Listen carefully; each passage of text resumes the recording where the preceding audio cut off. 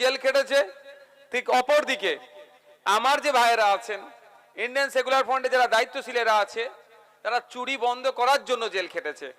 তাদেরকে আজকের মঞ্চ থেকে তাদের বীরত্বের কথা ভেবে, তাদের আত্মত্যাগের কথা ভেবে আমরা কিঞ্চিত হলেও তাদেরকে সংবর্ধিত করব। এই স্টেজের কাছে যারা উপস্থিত আছেন, অনেকের নামে মিথ্যা কেস দিয়ে অনেককে জেলে রেখেছিল, অনেকে কাজে ব্যস্ত আছেন। স্টেজের কাছে যারা আছেন তাদেরকে অনুরোধ করব আপনারা চলে আসুন, আমাদের মঞ্চের পক্ষ থেকে আপনাদেরকে সংবর্ধিত করা হবে। চলে আসো তাড়াতাড়ি। অনেকে আছে কিন্তু সকলে এখন কাজে ব্যস্তর জন্য সকলকে এখন ডেকে আনা সম্ভব নয়। সংবর্ধিত করবে আমাদের রাজ্য কমিটির সাধারণ সম্পাদক বিশ্বজিৎ মাইতি মহাশয়। আরো সংবর্ধিত করবেন রাজ্য কমিটির সহসভাপতি তথা উত্তর 24 পরগনা জেলার সভাপতি তাপস ব্যানার্জি মহাশয়। তাপসদার বিশ্বজিৎ দুজন মিলে বরণ করে নিন একটু। আপনারা এদের লড়াইকে, এদের আত্মত্যাগকে আমরা কুর্নিশ জানাই। হ্যাঁ, এদের যে প্রাপ্য সেটা আমরা দিতে পারবো না, কিন্তু একটা কথা আমরা স্টেজে তুলে তাকে তার যতটা সম্ভব আমাদের পক্ষ থেকে সম্মান প্রদর্শন করা সেটা আমরা করছি।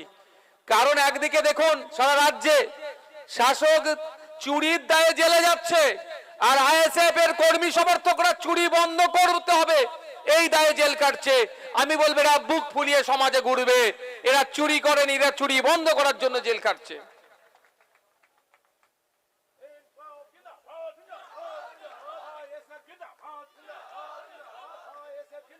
জিন্দাবাদ।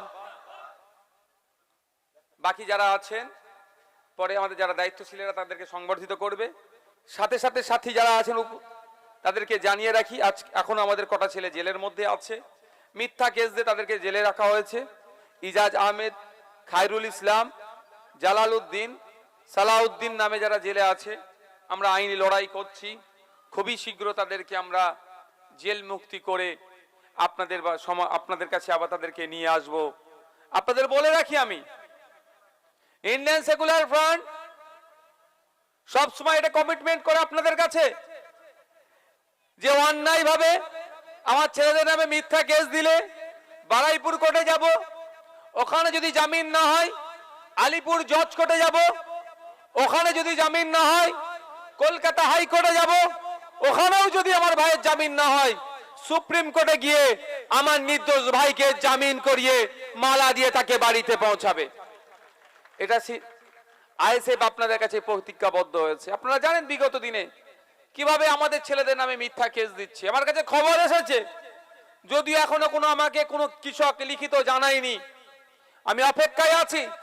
এখানে নাকি জমিকে কেন্দ্র করে যারা অনিচ্ছুক কৃষক তাদের উপরে দমনপীড়ন নীতি চলছে, মিথ্যা কেস দিয়ে নাকি তাদের জমি নিয়ে নিচ্ছে বলে একটা খবর এসেছে। এখনো পর্যন্ত আমাকে কোনো কৃষক লিখিত জানায়নি।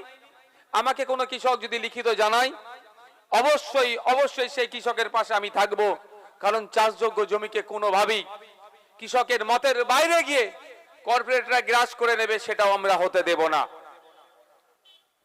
বন্ধুগণ যারা উপস্থিত আছেন,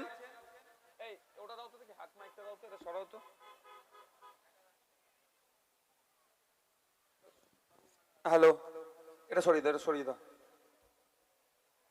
একদম নিচে নামিয়ে দাও তো, একজন এসে ধরো। ধন্যবাদ। ইন্ডিয়ান সেকুলার ফ্রন্ট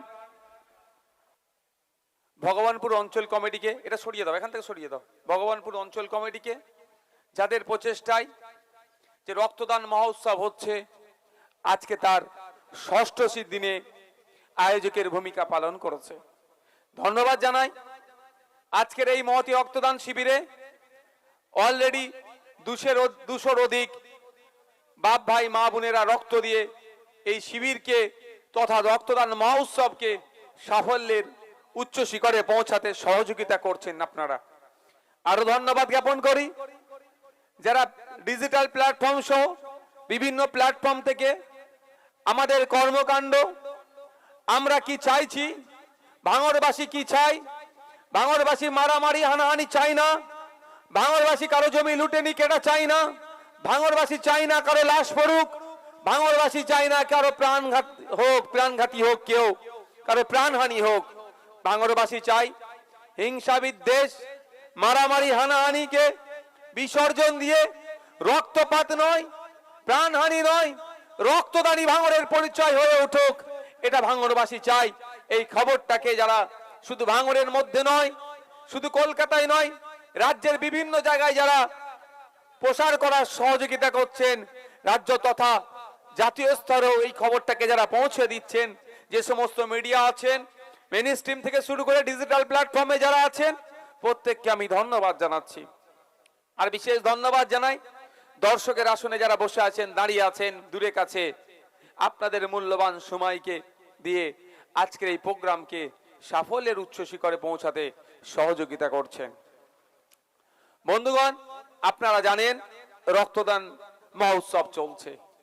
রক্তদান করলে কি হবে না হবে কম বেশি আমরা সবাই জানি, কিন্তু আমাদের উদাসীনতার ফলে, আমরা অ্যাওয়ারনেস না হওয়ার ফলে আমরা কিন্তু অনেকটাই রক্তদান থেকে অনীহা থাকি। কিন্তু যখন আমাদের পরিবারের কারো রক্তের প্রয়োজন হয়, তখন আমরা রক্তের জন্য হন্যে হয়ে ঘুরি। কিন্তু ভাই, রক্ত জমিতে চাষ হয়েও হয় না, মাছ চাষের মতো রক্ত চাষ হয় না পুকুরে, কলকারখানাতে রক্ত তৈরি হয় না। ফলত কি হয়? ফলে আমরা কি দেখেছি? রক্তের একটা বিশাল ঘাটতি দেখা দেয়, রক্তের একটা বিরাট ক্রাইসিস দেখা দিচ্ছে। এই ক্রাইসিস মিটাতে অপদার্থ রাজ্য সরকার, জুমলাবাদ কেন্দ্র সরকার কোন নির্দিষ্ট পলিসি নেয়নি। ফলে ক্ষতিগ্রস্ত কারা হচ্ছেন? যার রক্তের প্রয়োজন হয়, ওই মুমূর্ষ রোগীর রক্তের জন্য বড় অপারেশন করতে পারছে না, এই থ্যালাসেমিয়া রোগে আক্রান্ত যারা, এবং যাদের রক্তের মায়েদের প্রয়োজনে রক্তের প্রয়োজন হয়, যখন সন্তান প্রসব করায় অনেক ক্ষেত্রে রক্তের প্রয়োজন হয়, সেই সময় রক্তের ঘাটতি হয়, পূরণ হচ্ছে না। সেই ঘাটতির কথা ভেবে, সেই ক্রাইসিসের কথা ভেবে ব্লাড ব্যাংকগুলো এক প্রকার শূন্য হয়ে পড়ছে। তার কথা মাথায় রেখে আমরা ভাঙড় সহ রাজ্যের বিভিন্ন জায়গায় রক্তদান শিবির আমরা করে চলেছি। বন্ধুগণ, যারা উপস্থিত আছেন, আপনাদের উদ্দেশ্যে বলি, ভয় পাওয়ার কোনো জায়গা নাই। যারা রক্ত দিতে ইচ্ছুক, আমি আপনাদের কাছে একটা অনুরোধ করব, কেউ ভারী খাবার খাবেন না, হালকা খাবার খেয়ে আসুন, রক্ত দিন।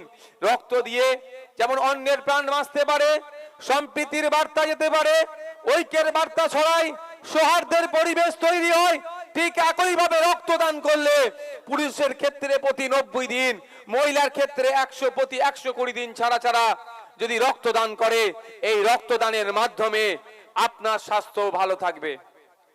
যারা বিভিন্ন অঞ্চলে নেতৃত্বরা এসেছেন, আপনাদেরকে অনুরোধ করব, আপনাদের জন্য এখানে সিট আছে, আপনারা এসে বসবেন। আপনারা এসে, আব্দুল সেলিম আসো, যারা আছে বিভিন্ন অঞ্চল থেকে এসে বসো। আর আমাদের যারা নেতৃত্বরা আছে, ওনাদেরকে একটু বরণ করে নেবেন।